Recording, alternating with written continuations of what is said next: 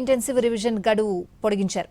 ఈ నెల 24 వరకు సర్ గడువు పొడిగిస్తూ ఎలక్షన్ కమిషన్ నిర్ణయం తీసుకుంది. నిజానికి మంగళవారంతోనే సర్ ప్రక్రియ ముగియాల్సిండగా వేర్వేరు వర్గాల నుంచి వచ్చిన వినతుల మేరకు గడువు పొడిగించాలని ఈసీని కోరారు ఏపీ ఎన్నికల ప్రధాన అధికారి.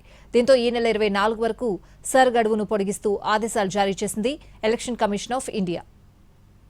ఆంధ్రప్రదేశ్లో ఓటర్ లిస్టు ప్రత్యేక సమగ్ర సవరణ గడువు ఎక్స్టెండ్ అయింది. మంగళవారంతో గడువు ముగియనుండగా మరో 10 రోజుల పాటు పెంచుతూ ఎలక్షన్ కమిషన్ ఆఫ్ ఇండియా నిర్ణయం తీసుకుంది. రాష్ట్ర వ్యాప్తంగా ఓటర్ల వివరాల సవరణ, డిజిటలైజేషన్ ప్రక్రియ పూర్తి స్థాయిలో కొలిక్కి రాలేదు.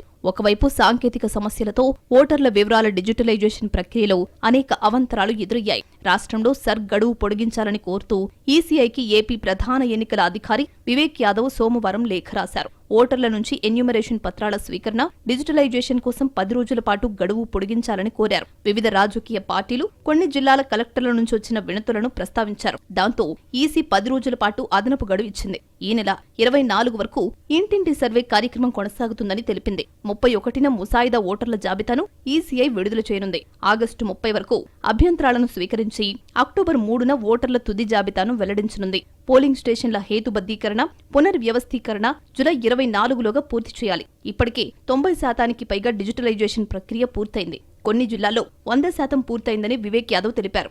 కొన్ని ఫారాల్స్ బ్యాక్కి రావు. అలాంటి ఫామ్స్ని మనం అన్కలెక్టబుల్ కింద మెన్షన్ చేస్తున్నాము.